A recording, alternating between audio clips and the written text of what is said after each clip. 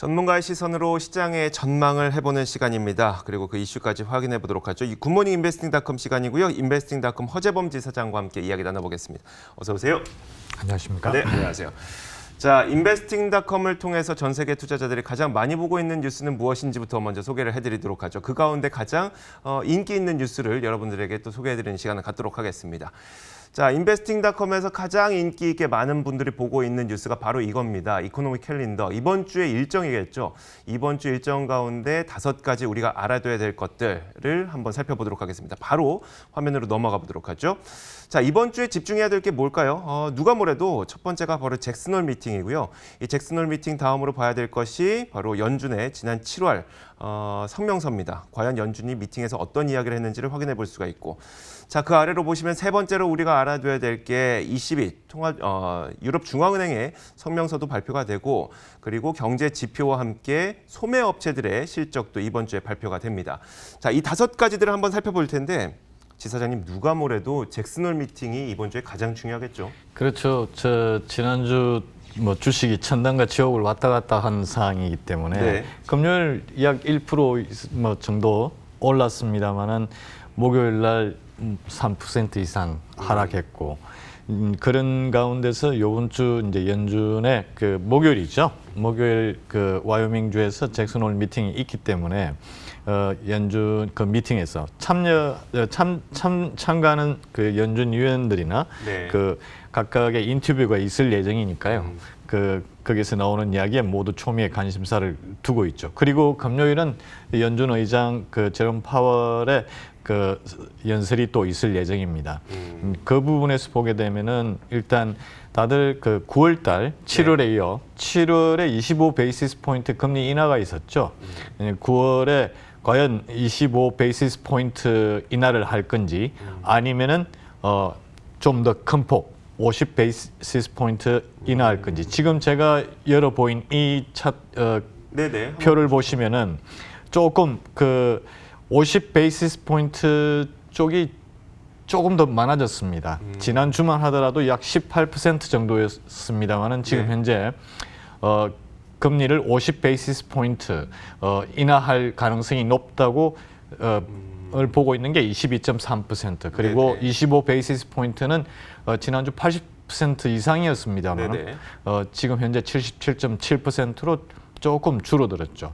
즉 지난주에 그 주식 시장이, 그리고 또 미 채권 시장이 아주 큰 폭으로 움직였기 때문에 네. 일단 시장에서는 연준이 좀 더 그 비둘기파적인 금리 인하 폭을 좀 더 크게 하지 않을까라는 그런 기대를 하는 것 같습니다. 네, 지금 우리는 이제 시장에서 어느 시점에 어떤 이야기가 나올 것인지 정확한 시점을 좀 따지는 게 중요하기 때문에, 일단 목요일에 말씀하셨던 것처럼 잭슨홀 미팅은 열린다고는 했지만 실제 그 제롬 파월 의장의 발언을 확인할 수 있는 거는 금요일이 되는 거겠네요.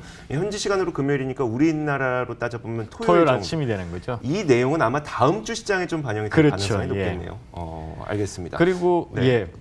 말씀하시죠. 그리고 이제 그 두 번째입니다만은 그 연준의 잭슨홀 미팅이 있기 전에 7월 달 연준 정책 미팅의 결과죠. 의사록이 21일, 즉 저희 시간으로 수요일 날 발표될 예정입니다. 네. 즉 여기서 연준 위원들의 그 성향이나 그 다음에 점도표죠.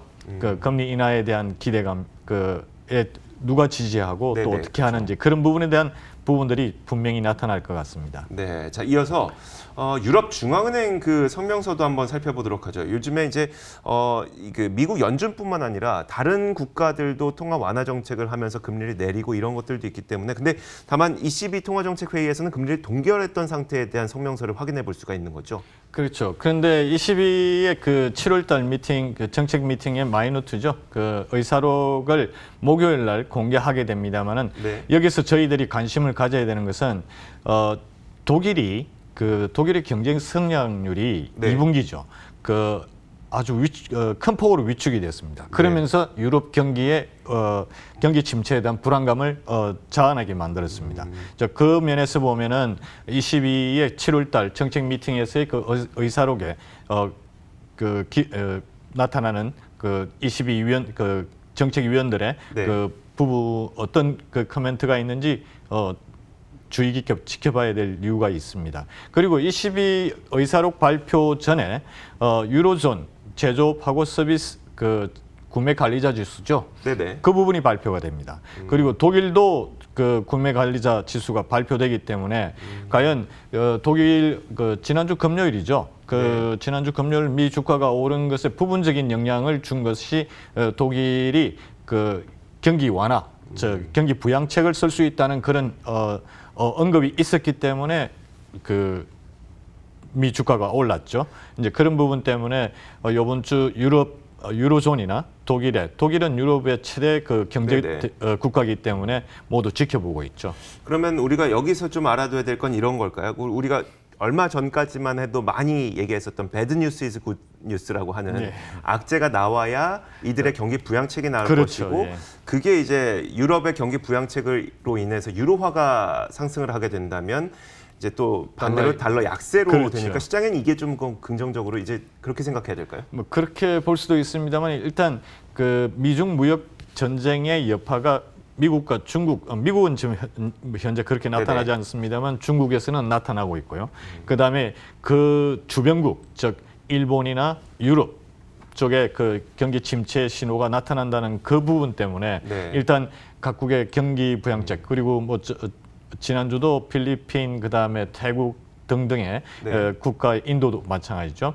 예상치 못한 금리 인하 정책을 발표했기 때문에 일단 그런 부분으로 시장이 전체적인 미 주가가 상승하는 그런 영향을 주는 거죠. 네.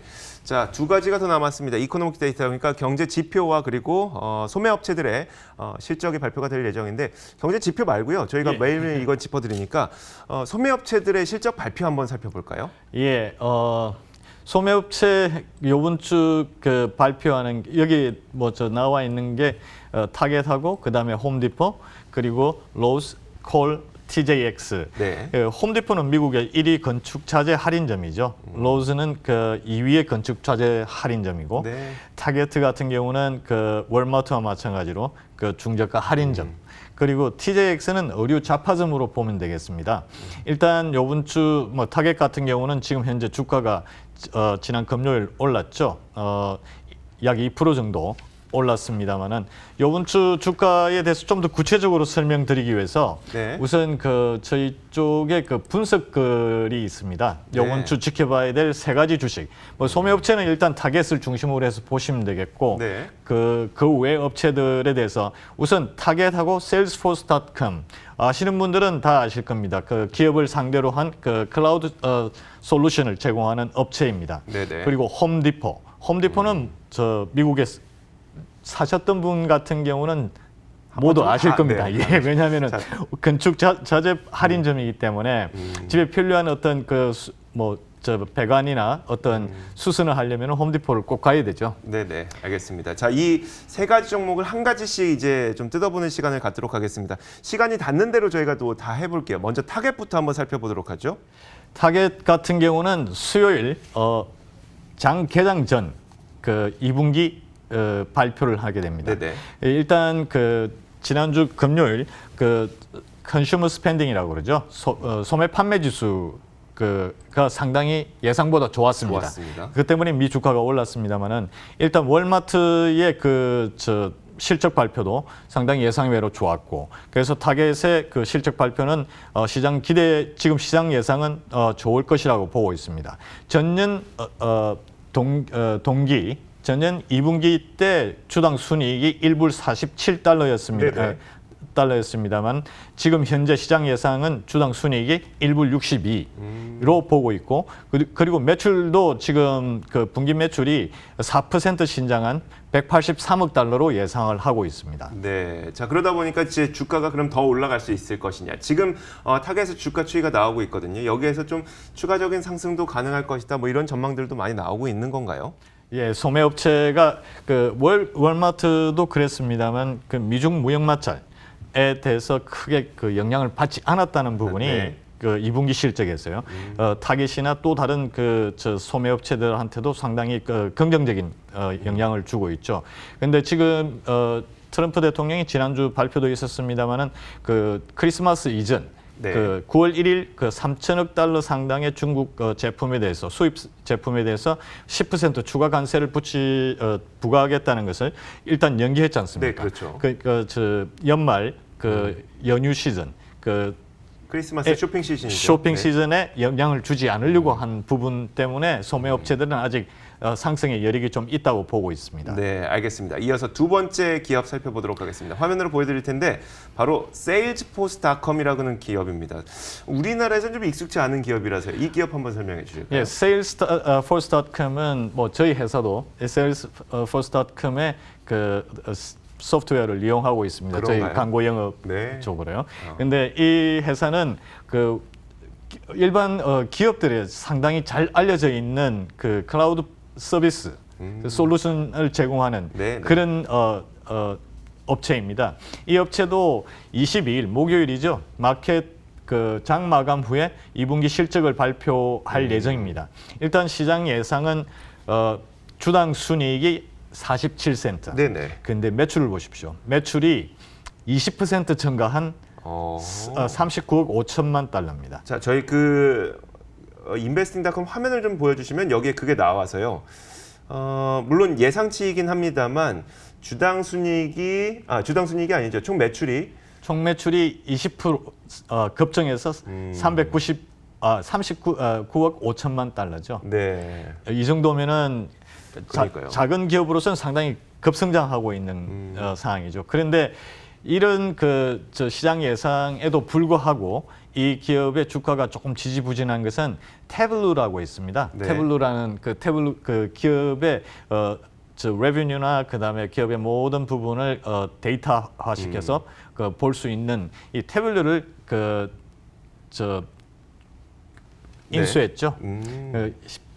이게 153억 달러에 인수했으니까 엄청난 비용을 지불한 거죠. 그것 때문에 일단 그 매출이 급성장하더라도 일단 그 단기 급등하는 그런 네네. 현상은 없을 것입니다. 차트를 보시다시피 태블루 발표 이후에 태블루 인수 발표 이후에 좀 주가가 지지부진한 것을 보실 수 있겠습니다. 네, 비용이 더 많이 들어가느냐, 버는 돈이 더 많느냐 이거의 싸움이 되길 것 같네요. 주가의 움직임은. 자, 마지막으로 홈디포 좀 간단하게 짚어보도록 하죠. 홈디포도 이번 주에 실적 발표가 있는 건가요? 예, 홈디포는 화요일이죠. 화요일 시장 개장 전에 네. 그 발표가 있습니다. 일단 그 주당 순이익은 3달러 9센트로 예상을 하고 있고 매출은 310억 달러 네네. 6천만 310억 6천만 그냥 달러를 310억 달러 정도로 생각을 하면 예, 되겠네요. 그 정도로 일단 뭐 건축자재 할인점 치고는 규모가 상당히 큰 편이죠. 홈디포는 전 세계에서 제일 큰 그 건축자재 할인점으로 생각하셔도 될 것 같습니다. 지금 자, 네, 알겠습니다. 자, 이렇게 이번 주에 실적 발표될 예정이요. 바로 보여드렸던 것처럼 타겟과 그리고 salesforce.com, 홈디포 이런 기업들이 있으니까요. 이 기업들 만약에 보유하고 계시거나 아니면 관심 갖고 계시는 분들 저희 방송을 통해서 이 실적 확인해 보실 수 있습니다.